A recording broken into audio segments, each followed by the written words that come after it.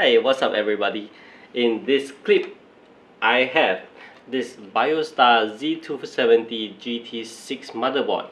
It is a very affordable motherboard that retails at just RM629. So let's have a look at this board over here right after this.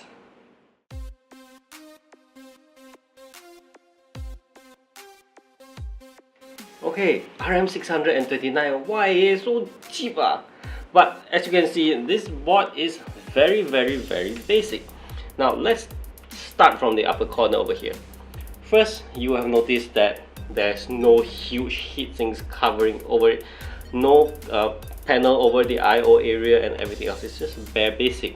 And it has this small heatsink over here that's covering a 6+2 VRM, and this heatsink has an RGB LED underneath, and the color is also tied to the LED strips over here, and the colors can be changed either through UEFI interface, sorry for that, and also through the software of which you can download from the Biostar website.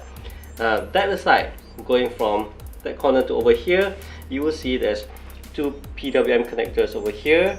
And what I want to highlight is that there's an RGB connector over here for you to connect to other bling items, and there's another one somewhere down here, which is over here. Now, moving down here over to this point, now this is what I like the most about this product, which is the GT Touch. It's not a button, but it's a touch sensitive panel that allows you to power on and off, reset, and change modes. And moving downwards, you'll see that there's two SATA ports here, four SATA ports there, this is U.2 connectors over here, and there's dual BIOS for you to switch between the first and the second BIOS in case you screw up anything. Then over here we have the debug LED, which of course is an interface that I really love, and surprisingly to find it in a product of this price range. And then there's a USB connectors down here, which interestingly, they put the USB 3 connectors down here instead of the front. So if your casing is huge, you might have a bit of a problem to reach here, but overall it's okay. Now over to the middle here, let's have a look at this one. This is a heatsink for your M.2 device. That aside, three PCIe slots, of course, 2 will be here for you to run your SLI whatever configurations. And lastly, we are reaching to the back of this motherboard, and as you can see, the I/O interface is at a minimal: a DVI, HDMI, USB Type-C, USB 3.0, USB 2.0, and various stuff. Very basic. So how does this RM629 board, which is the Biostar Z270GT6, perform? Well, I say I'm happy with it. I can overclock my Intel Core i7 7700K to 5 GHz with no problem. The interface is good to use, and really, if you are looking for an inexpensive Z270 board, then this is the one to go for. Now let's talk about the GT Touch and the various modes. There's a sports mode, eco mode, and there's a normal mode.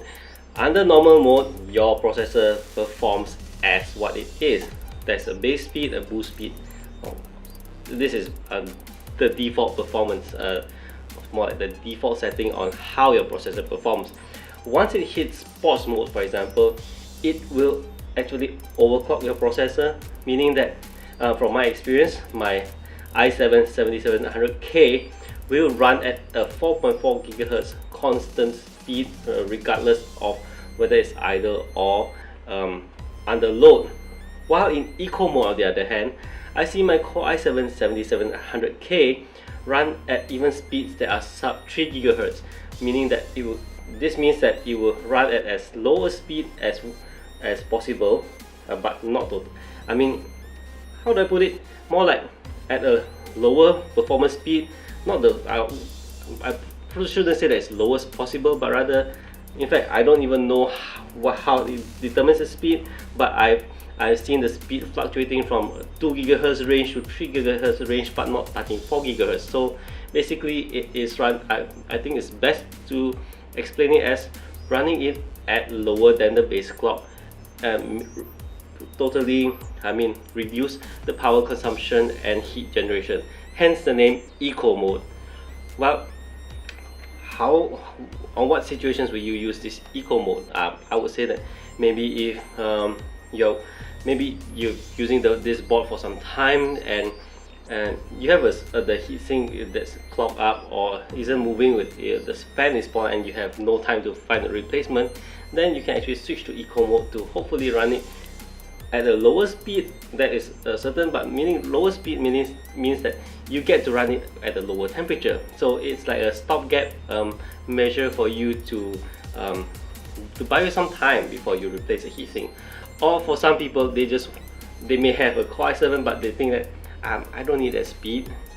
They bought already, but they just want to replace it. So you can run eco mode to reduce the power consumption and the heat generation. Well, that's how I think you would use it. Personally, as a overclocker enthusiast and all that, the eco mode doesn't work for me.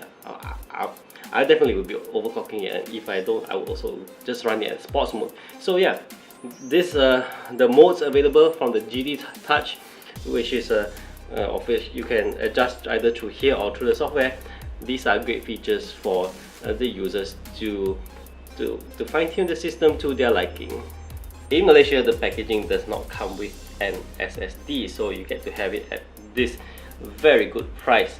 Now, if you're in other countries, so I believe the price is higher, but it is bundled with an Biostar SSD. Now, pros and cons over here. Well, in Malaysia, I think it's fine without the SSD. Many people, you could have a preference for other brands of SSD. So RM639 for a main board, which is a Z270 main board with touch panel, with debug LED. I mean, what more could you ask for? I think it's great. So, alright, what do I think of this board? I'm repeating myself. It's great. So I'm giving it a gold badge. Alright, that's it for this video, and thank you for watching. Do remember to subscribe to this channel if you haven't. I'll see you in my upcoming videos. Thank you for watching.